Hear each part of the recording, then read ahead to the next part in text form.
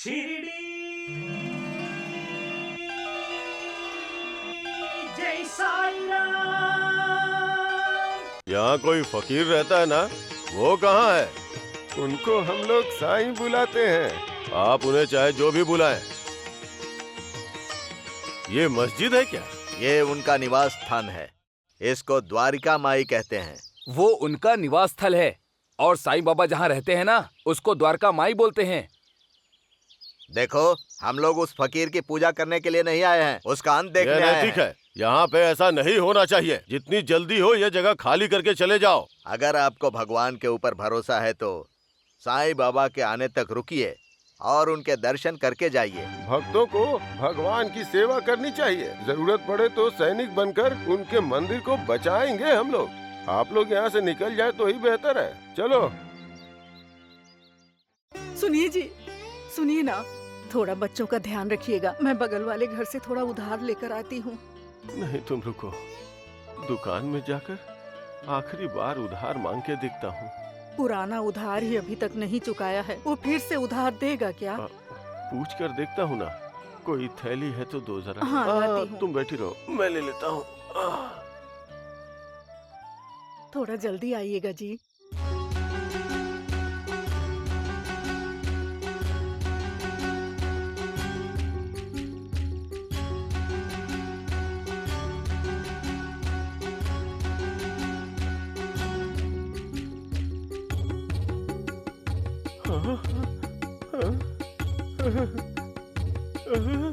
हाँ, सोने के सिक्के?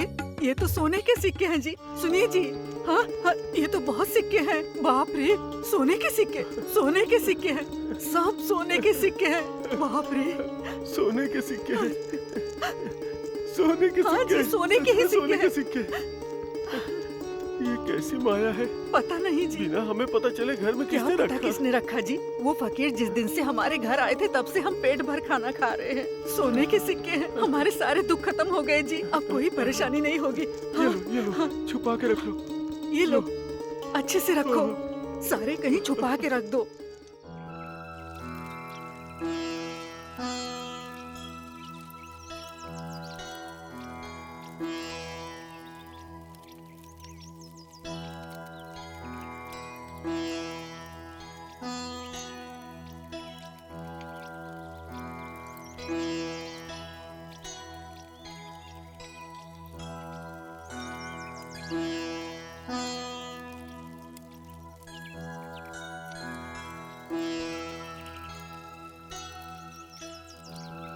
रुक जाओ।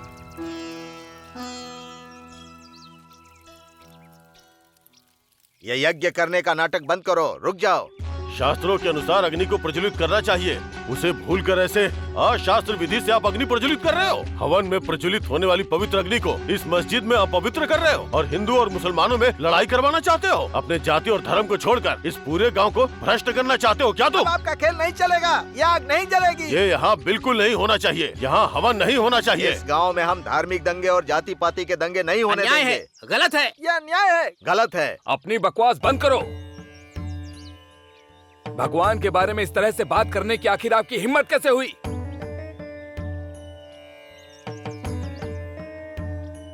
किसका अन्याय है और किसकी गलती है? भगवान को दोष देकर आप अन्याय कर रहे हो।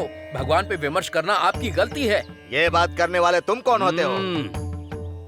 भगवान की दया से ही मैं एक इंसान बन पाया हूँ। इस मस्जिद को केंद्र करके इस दुनिया का परिपालन करने वाले उस महान की दया से बदला हुआ इंसान हूँ मैं। इस दुनिया को नियंत्रित करने वाले वो महान और महापुरुष के आशीर्वाद से जीने वाला साधारण इंसान हूँ मैं। अज्ञान के कारण आंखें बंद करके ऐसी बातें क्यों बोल रहे हो? शिरडी जय साईं राम।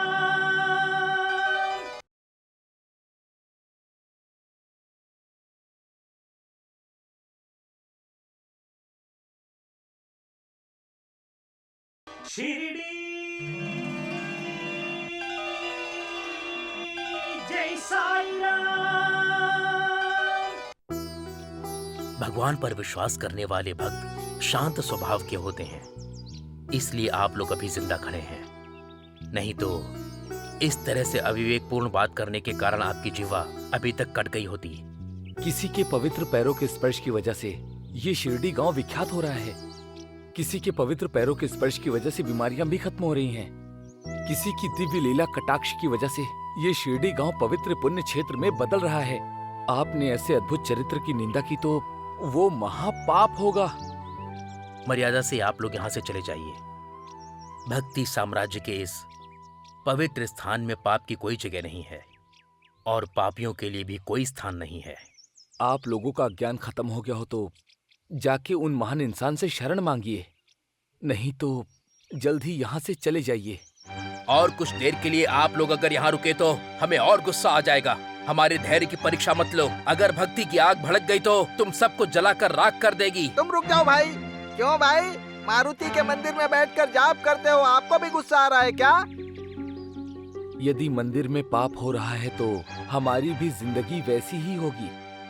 कुछ दिन पहले खंडोबा मंदिर में आपके भाटिया जी को नाना चौकदार की माँ ने क्या कहा था, एक बार उस बात को याद कीजिए।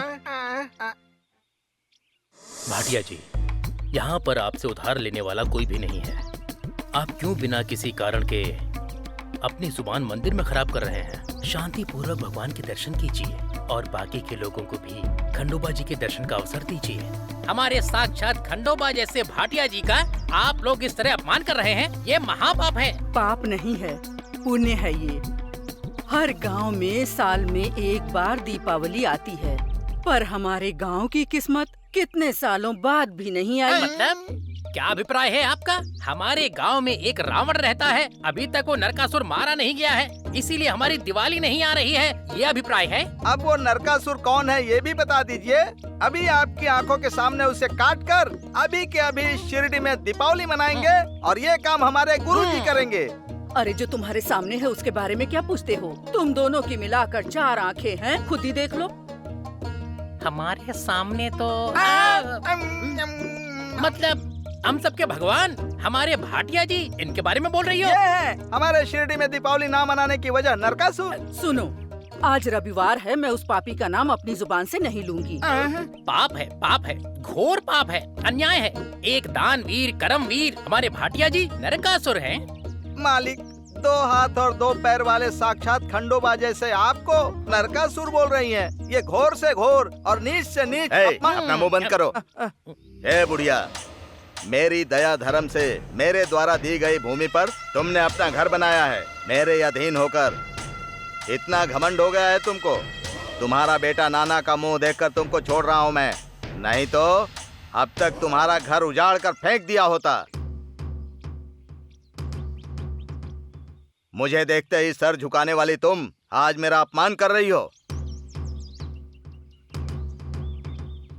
अभी के अभी इस बुढ़िया का सारा सामान निकालकर घर से बाहर फेंक दो, नहीं तो तुम्हें छोड़ूंगा नहीं मैं। अरे मालिक सुनिए तो सही। मंगला आरती करके जाइए। दीप जलने ही वाले हैं। नैवेद्य करके जाइए। आरती लेकर जाइए। प्रसाद खाकर जाइए। इस तरह खंडोबाजी की पूजा आधे में छोड़कर मत जाइए भाटिया जी। अरे बंद करो अपना मुंह तुम दोनों। अरे गधों की तरह पूरे गांव में घूमते रहते हो, जो भी मन में आता है करते रहते हो। ये खंडोबा सारी हरकतें देखते हैं, तुम्हें इसकी सजा मिलेगी। साहब, हम लोग और थोड़ी देर यहाँ पर रुकेंगे ना तो हमारी पुरानी बातों को लेकर हमारी बेइज्जती हो जाएगी। हमें चलना चाहिए, बाकी की बातों पर हम लोग बाद में चर्चा कर लेंगे। चलिए। शिरडी जय साईं राम।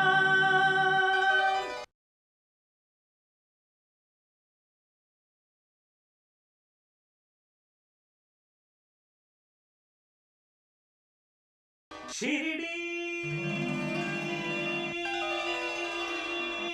जय साईं राम। जय साईनाथ महाराज की जय। साईनाथ महाराज की जय। साईनाथ महाराज की जय। साईनाथ महाराज की जय। साईनाथ महाराज की जय। साईनाथ महाराज की जय। साईनाथ महाराज की जय। साईनाथ महाराज की जय। साईनाथ महाराज की जय।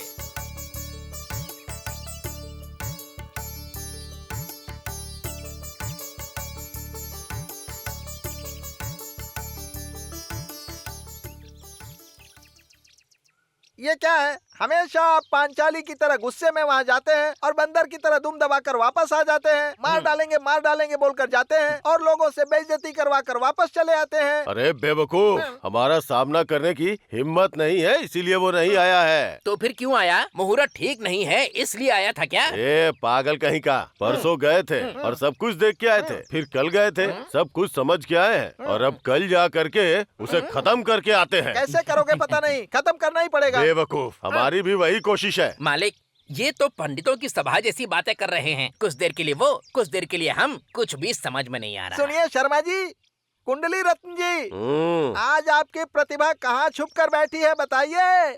अंदर रखकर पूजा कर रहे हैं क्या? निकालिए, बाहर निकालकर कोशिश कीजिए। बेचारे हमारे भाटिया जी, जैसे किसान बारिश का इंतजार करता है वैसे ही आपका इंतजार कर रहे हैं। आप बेकार में गुस्सा करते हैं और आपके गुस्से की वजह से हमारी आंखों से आंसू आते हैं। अरे बे, अगर ऐसा ही करेंगे तो हमारे भाटिया जी का सिर झुक जाएगा और आप दोनों को गांव से बाहर जाना पड़ेगा। परेशानी में डूबे हुए हमारे भाटिया जी को घर ले जाकर उनके ठीक होने तक आराम करवाने की जरूरत है। तब तक आप दोनों अपनी बुद्धि का इस्तेमाल करके कोई रास्ता निकालिए। चलता हूँ, चलिए चलो। मालिक। ये दोनों बेकार के हैं। इस तरह क्या सोच रहे हो? सोचने के लिए है ही क्या, तो कुछ योजना बनाओ ना। तो तुम ही बनाओ ना कोई योजना। ये बात मुझे बताने की जरूरत नहीं है, आयुर्वेद का ब्रह्मा हूँ मैं। अच्छा, मेरी प्रतिभा मेरे पास है। ऐसे कहे तो मैं भी ज्योतिष ब्रह्मा हूँ, जो मेरे पास है मेरे पास है। हाँ, आपके पास जो है मुझे पता है। तो बताओ आपके गुरु का नाम क्या है? अब वो नहीं है, मर के स्वर्ग पहुँच गए हैं। ओह, तो वो इतने बड़े गुरु हैं। फिर आपके गुरु कौन है? मेरे गुरु अभी भी हिमालय में तपस्या कर रहे हैं। अरे वाह, उनके पास तुमने आयुर्वेद का शास्त्र कितना सीखा है? मैंने उनसे जो भी सीखा है, जितना सीखा है, मुझे सब पता है। अगर इतना ही सीख लिया है तो इधर क्यों आए हो? जिस लिए आप यहाँ पर आए हैं उसी लिए। मतलब तुम भी मेरी ही तरह हो क्या? मतलब हम दोनों एक ही जैसे हैं क्या? फिर भाटिया, अगर हम दोनों चुपचाप शांति के साथ रहेंगे ना, तो उस भाटिया को कुछ भी पता नहीं चलने वाला है। दो नहीं, अब एक है। उस भाटिया को एक सेकंड के लिए भी छोड़ना नहीं चाहिए। तो फिर वो फकीर? सामने उसे डांटते हैं, पीछे प्रशंसा करते हैं। और वैसे भी हमसे कोई अच्छा काम तो होता नहीं है, तो जो कर रहा है उसे करने दो ना, हमें क्या लेना देना। आपने सही कहा, पर हमारे भविष्य का क्या? अरे मैं हूँ ना, चाहे शनि हो, राहु हो या कोई भी ग्रह हो, सब दिव्य होगा, शुभ होगा। वो हमारे लिए। तो फिर अशुभ? वो भाटिया के लिए। तथास्तु।